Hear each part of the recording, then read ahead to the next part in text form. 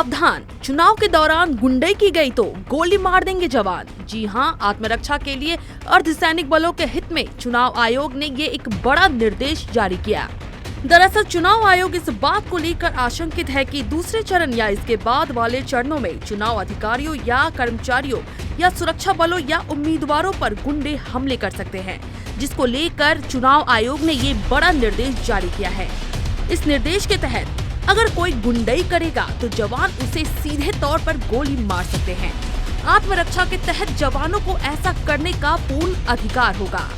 चुनाव आयोग के सूत्रों का कहना है कि यदि आवश्यक हुआ तो केंद्रीय बल के जवान अपने ऊपर हुए हमले का जवाब दे सकते हैं। आयोग ने बलों पर हमला करते ही गोलीबारी करने का आदेश दिया है। आयोग के इस आदेश को लेकर चर्चा जोरों पर है। चुनाव आयोग द्वारा पहले चरण के दौरान पटाशपुर में केंद्रीय बल के एक जवान के घायल होने की घटना के बाद माना जा रहा है कि ऐसा निर्णय इसीलिए लिया गया है। दूसरे चरण के मतदान से पहले आयोग ने ये सख्त निर्देश जारी किया।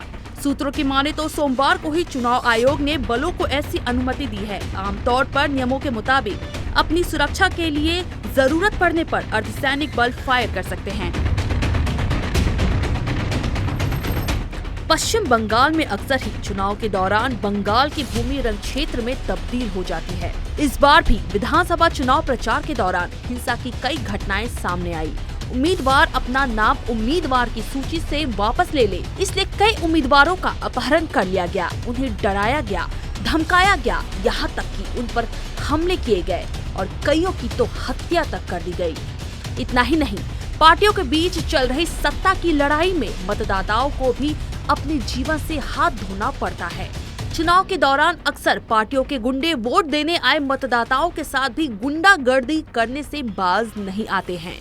यही बड़ी वजह है कि बंगाल के कई जिलों में अब भी लोग खुलकर वोट देने से कतराते हैं। बता दें कि पश्चिम बंगाल विधानसभा चुनाव के दूसरे चरण में 800 कंपनी सेंट्रल फोर्स की तैनाती होगी। 27 मार्च को पहले चरण में 30 सीटों पर मतदान हुआ था।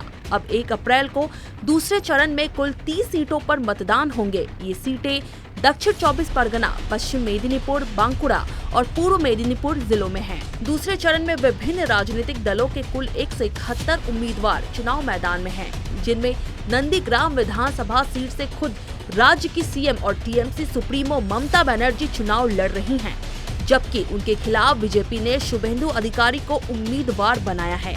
दूसरे चरण के मतदान में नंदीग्राम में सीएम और टीएमसी सुप्रीमो ममता बनर्जी और बीजेपी के उम्मीदवार शुभेंदु अधिकारी के बीच महासंग्राम देखने को मिलेगा। सीएन राष्ट्र के लिए पूनम शॉ की रिपोर्ट।